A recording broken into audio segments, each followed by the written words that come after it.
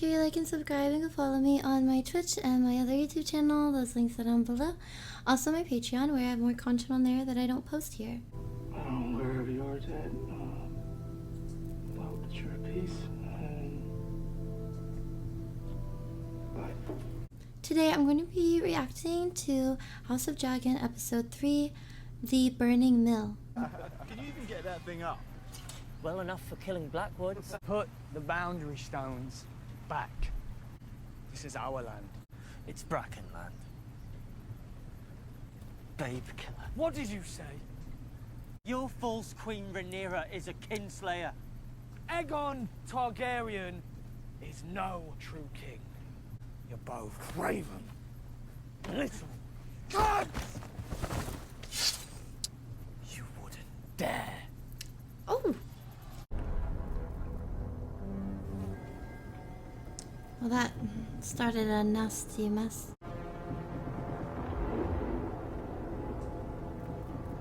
He sullies the grave of his brother. I cannot fault him for keeping his oath. What of those who sent him? Otto Hightower would never have allowed this.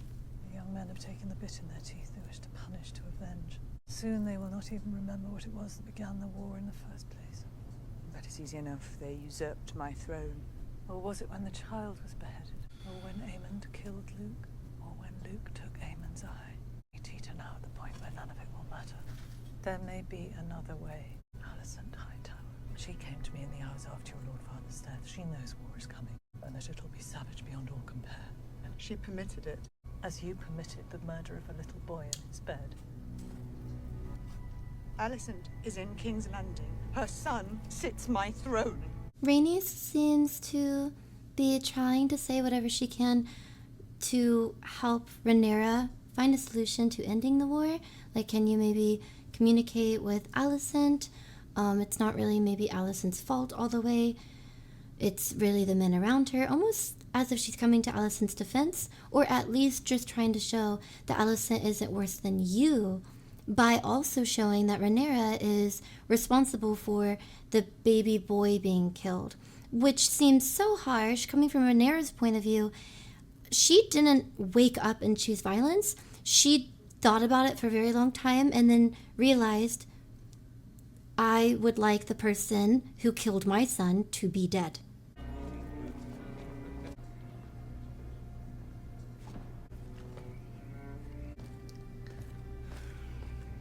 He looks like a girl who slept with the boss to get up in the ranks. It's kind of embarrassing. You've appointed new knights to the Kingsguard, Your Grace. To replace those we lost. Sir Arryk was awarded the great duty of ending Rhaenyra's challenge. He failed to discharge it. He failed because the scheme was rash. House Bracken took it upon themselves to attack the Blackwoods, who declared for the Pretender. Both sides took heavy losses, Your Grace. I call it war. And so will Dragonstone. Harrenhal is the key to the Riverlands. I will ride out with those I can muster here, men I know, men I've trained. We will add their numbers to our own and then turn west, where I will enlist the Brackens. So impatient to ride with so few men. To be destroyed by the first stronghold you meet. What say you, my king? I'll come too with Sunfire. Aegon. Your Grace. You'll need a dragon. We cannot risk your loss. I'm as fearsome as any of them. Well, the king's trying to join in. At least he's not being cowardly or sitting back and not really caring about what's going on. He kind of has that vibe like he doesn't, because he's very slouchy. Kind of seems like he's not taking anything extremely seriously, but it also seems like that's kind of just always been his personality, whereas he's actually taken a huge step up in taking things seriously since he's lost his son. I found it interesting that his brother almost even kind of stood up for him, but maybe not necessarily stood up for him, but also just kind of wanted to manipulate the situation and say, yeah, no, you're clearly way more important than everybody else. You could never risk your life. Alicent's clearly annoyed because everybody, once again, just no one listens to her because she's not an important role in the council, but the council does almost seem like it's falling apart. You saved my life. What is the life of a queen worth these days? What price would you set? A place at your court. You said your earnest desire was to flee Westeros. And you let me go. I'm not often surprised. I know the workings of the Red Keep. That is worth more than gold, you know. And what is my worth to you? I would punish the High Towers for what they have done. I know the struggles of the small folk of King's Landing. They will be ruled, and only one of you has shown yourself to be merciful. Are they always like this? Sea Smoke, my late lord husband's dragon, has grown restless of late. We cannot know why. Maybe he's lonely. I love that scene because I was thinking about this since the last episode. I really hope that they show her saving Rhaenyra and almost getting credit or some type of recognition just so Rhaenyra knows that she had loyalty. I feel like that would make everyone feel better. The girl knowing that she was appreciated for saving her life, and then Rhaenyra knowing that she appreciated so much that she would turn back and risk hers, or she would just bother with it. So I liked that scene. Also, really sad thing about Sea Smoke is I don't really know how dragon bonding works because I haven't actually read the books, but I would assume that if their person didn't actually die, then the bond maybe wouldn't be broken. And he didn't actually die, he just ran away. And so it's so sad to think of how he left his dragon behind. So he's restless, he just leaves his dragon. I mean, dogs can find people. I know they're fairy tale creatures, but can dragons not find people? I've decided to send Joffrey to Ward. Aegon and Viserys will accompany him. I want you to go with them. You must take the little ones further. To Pentos, I think. Sorry to put this upon you. It breaks my heart to send my boys away. Rhaenyra, I need you to be the mother to them that I cannot. And my sister? I need Bailey here. Because she has a dragon. Make this sacrifice willingly. For all of us. That's so sad. Daemon? Demon?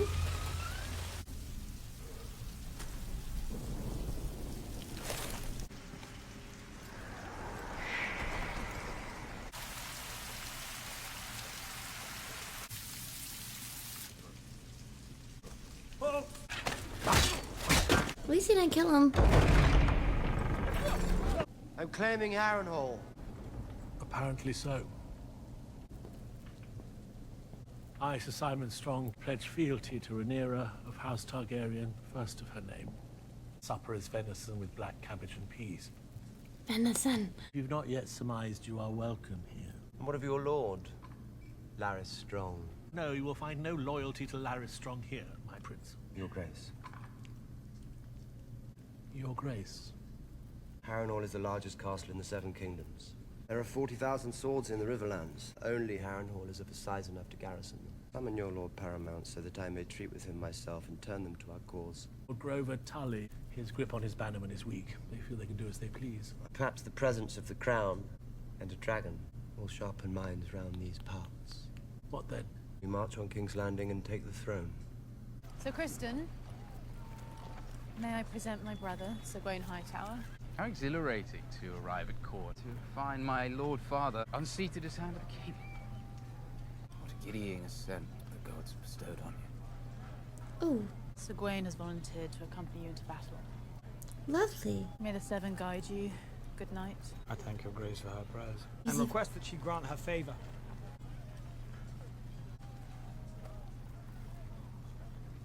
Hope that's not used later. You better not show her brother. They're still... I mean, yeah, I guess they're not going to clean them up. Also, seems very important to know that she had a brother this entire time. We didn't see him, or I didn't feel like he was mentioned the entire first season. Someone might point out one line that I missed or I forgot, but if I did truly forget multiple mentions of her having a brother, my mistake. But I didn't know that she had a brother. That seems very important. Of course, I understand if they're not going to mention it because she's probably not seen him since she was younger, where her father would bring her to the king to implant her somewhere and use her as a weapon. And then obviously he's been the hand of the king for 3 kings now, so her brother would just stay at home to become somebody like a knight or defend their home. No dragons. Good. Then we must seize the hour and act before our enemy does. We must press what advantage we do have. And what is that? Dragons. Send them all out. Dragons begin fighting dragons, we invite our own destruction. We will secure victory with armies, not with dragons alone. You have never been so exposed. Perhaps it is time for you to think about secreting yourself somewhere safe. He proposed to conduct the war in my absence. It would merely be a precaution. It would be treason. This council would do well to remember that their queen wears the crown of my grandsire, Jaehaerys the Conciliator, whose reign outlasted every other, even Aegon the Conqueror's. It's unfortunate because there's always going to be this constant going back to, do they not respect me, or are they doing this because they don't take me seriously because I'm a woman? And so then it's just always going to be this battle that Rhaenyra is facing, because whereas you're already trying to fight for your legitimacy and right to the throne, you're now in a group without your other, which is Daemon, maybe someone who they would respect a little bit more, and you don't know what to do. And it just looks worse when you don't know what to do, and you're already questioning your position and your legitimacy to the throne, because that's what the whole fight is about. And it just seems embarrassing whenever they speak over you or come up with these ideas and feel comfortable enough to advise you to leave and let them handle it. It's hard not to think, well, this has to be because you don't fully take me seriously. Rhaenyra's counsel is wayward. She has a hard task. I must hope she will rise to it. I bade farewell to Rhaenyra before I returned. I would fight 100 battles before I went into exile with none but prattling babes. Rhaenyra were named heir to Driftmark. Rhaenyra, Lord of the Tides. There is Rhaenyra or there is Joffrey. We are at war, Corlys. Something was before you.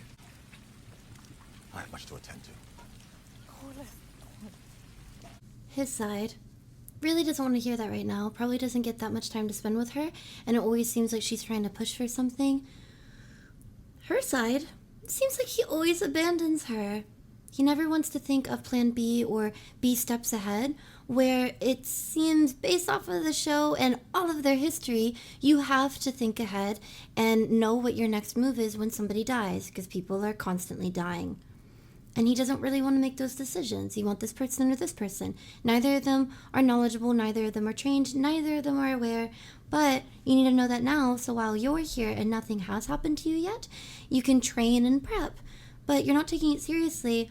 You think that we have all this time as if war isn't upon us, and when you do die, then we won't have a stable person to step up. Can she bond with Sea Smoke? Stormcloud and Tyraxes are small, but they will grow.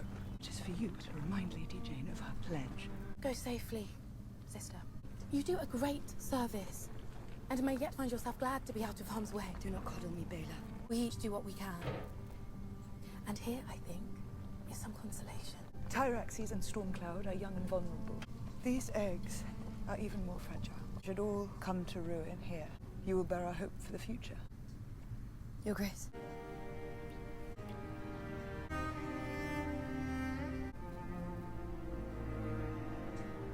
I feel sad about Jaehaerys, but I ought not to, I think. A horrid procession where the small folk all stared at me. Surely they lose their babes more than highborn ladies. You have as much claim to grief as anyone. You? I love Jaehaerys, but my concern has been more for you and what you have endured. I forgive you. What? I said that I forgive you. I feel so bad for Helena. She just seems so lonely to have the perspective of maybe I don't have the right to grieve. I'm sure commoners lose their babies more than highborn women. What exquisite armor? I was given the Conqueror's name and his crown, so I shall wear his armor to war. Small imposition before you depart, then, Your Grace.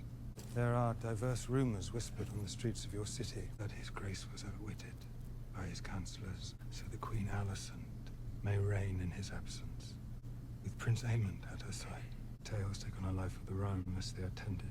Tend to them, then. Lord Larys, my father always said he had no use for a master of whisperers. I find myself wanting for one. You honor me, Your Grace. Aegon wants to go and leave and fight in the war. And he's being told now, well, if you do, it actually seems like everybody will say that you were just manipulated into leaving, and you'll look kind of dumb, you'll look silly, and when you die, it'll just be Alicent and Aemon. And so it actually does make him think, maybe I shouldn't go. I don't want to look like I'm a fool. And that's the real trick, is he being manipulated to think that he should actually make his own decision and stay. You could come out with us, my king. Sir Martin has a new squire that wants bedding in. But you're sworn to chastity now.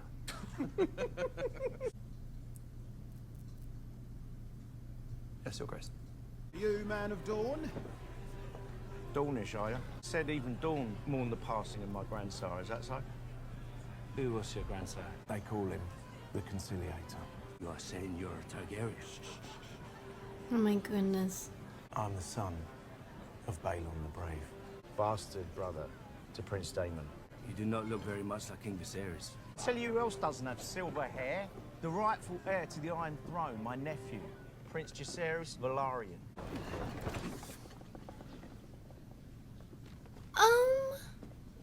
Drinks for all! At the pleasure of the crown!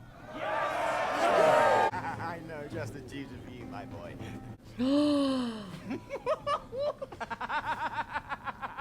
I didn't even think about them being in the same brothel as his brother. That's so weird too, because it's just so weird for so many reasons. I mean, he's now embarrassed in front of multiple men. It's not just a beef that he has with his brother. It's like the whole guard. All of them, all of those guys saw him. I want to speak about the first scene that I actually cut off on accident, was whenever the guys were speaking about how the new guy, the new squire, is a virgin, and they were joking about it, and the king said, well, you're all pledged to celibacy anyways now, or chastity. And they just kind of laughed like, oh, okay, wink, wink. And they kind of realized, oh, we're not talking to one of the bros, we're talking to a king, because he made that face at them.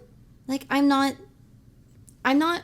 with you as guys, I'm your king. But then he ends up going out with them anyways, like on a night out, joking around, getting the guy to sleep with someone.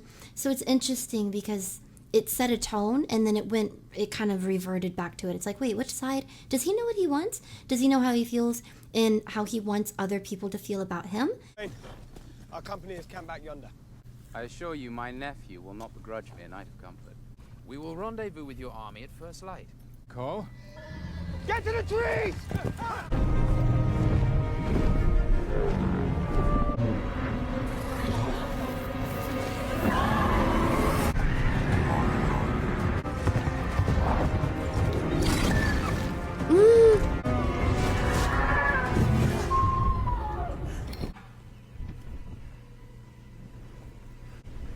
She's hunting. But she's scared now. Aemon, you're dead. They know we're abroad, they'll be hunting. And we must move under the trees and by cover of dark starting tonight. And no fucking inns. And no ends, princess. Like, he's so sick of him. I liked how whenever Sir Christian Cole tried to tell him, well, we're doing this for the king, the guy tried to kind of one-up him by saying, I'm sure my nephew won't mind. Just kind of establishing dominance of, he's your king, but he's my nephew. I have closer ties to him. And so when it's a dynamic of power, I have more power than you do here.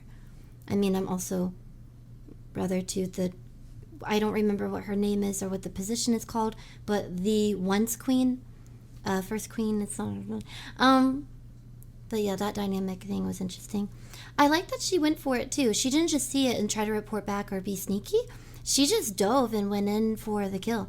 Like, oh, I could end this right here. Not end it because it wasn't somebody that high up, but definitely could take another part of their side because they know that this is the person probably responsible for sending in those people to kill Rhaenyra. Could you be certain it was Cole from such a great height? It was not such a great height, Your Grace. Said not to engage, so I didn't. Exactly. Loose the dragons, root Cole out and burn him. I have heard your arguments and will consider them. Really can't tell if she's proud of you or disappointed. She's kind of waiting for him to come back to make a move.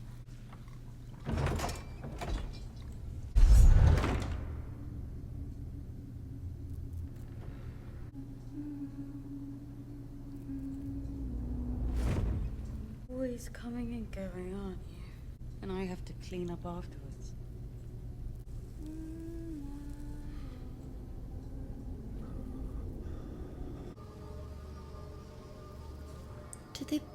Is he tripping? You will die in this place. Oh no. No, wait. Even if it's not now, I think it's later.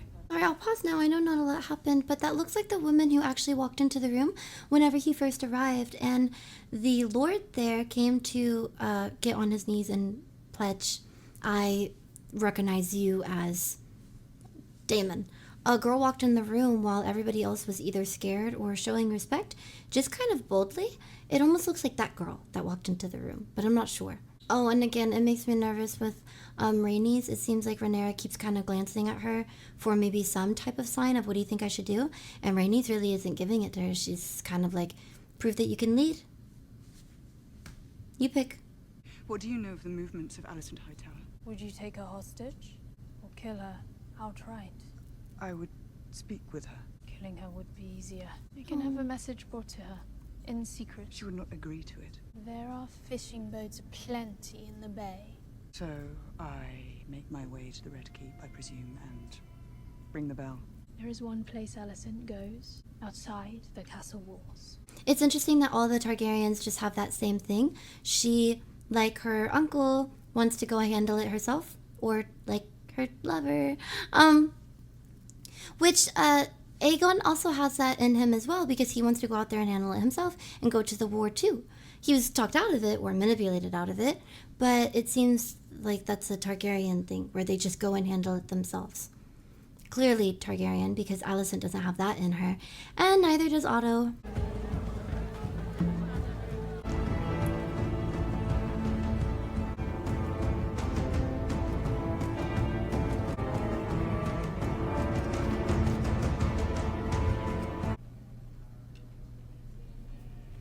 Feel her. No. I must speak with you. If I could cry out, your knights would find me. I would be taken or slain. Though not before I killed you. Then what? Oh, I have begun badly. Rhaenys has counselled me. She said she saw in you a wish to avert the worst of what may now come. So you've come to surrender then? You have no army. Hands are bloody to no crime. I could never have imagined you. The trespass was not mine. I am a mother too, and you have yet to answer for the murder of my son. I repudiate that act with all my heart. I'm usurping my rightful inheritance. Your father changed his mind. Oh, so you say. You lie. When was your plan first laid? Was your ambition so keen? He changed his mind. Rhaenyra, I swear this to you, on the memory of my mother. What did he say at the end? Did he speak my name? He spoke Egon's name. He said he was the prince that was promised to unite the realm. What? The prince that was promised? Spoke to you of the Song of Ice and Fire? It's a story he once told about Aegon the Conqueror. The Conqueror. You must go before you are discovered. There's been a mistake. There's been no mistake. Please, do not let your pride blind you. There's been no mistake. My father has gone from court. God is on the march, Aemon. You know what Aemon is? It's too late, Rhaenyra. Alicent.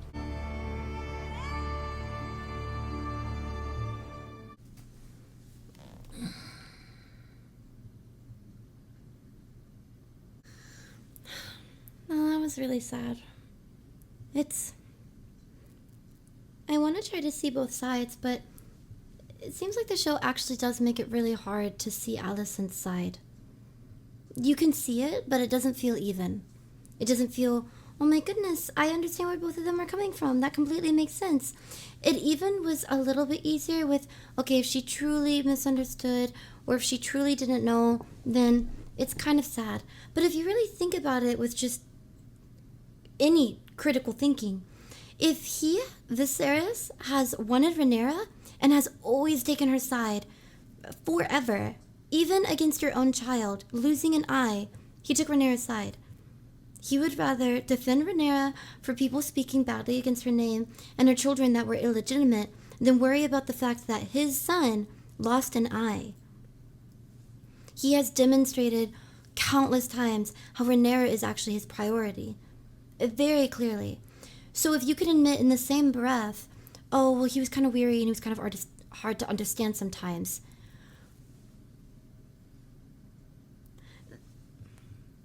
then, rationally, we can conclude that he was probably, maybe he didn't understand him. it just doesn't add up. You are you're purposely misunderstanding. It's not only about pride, it's, well, no, if I admit that I was wrong, it will just look like I tried to steal the throne from you. It's past, oh no, people will think, they'll make fun of me because I was wrong. No, they'll kill me. That's treason. And maybe even you'll tell me and convince me that you wouldn't, but you think that I'd believe Daemon? You think Daemon won't come home and say, yeah, kill Alicent? Or, like, kill her children? Who killed our children? Like, it's too late. And she probably thinks that Rhaenyra is only this desperate to come and talk to her because she has no army. So it just seems, yeah, but you wouldn't try to communicate with me if you were winning. You're only communicating with me because you think I'm a threat. Like, no. But, yeah, I hope that you guys still enjoyed this episode. Thank you so much for watching.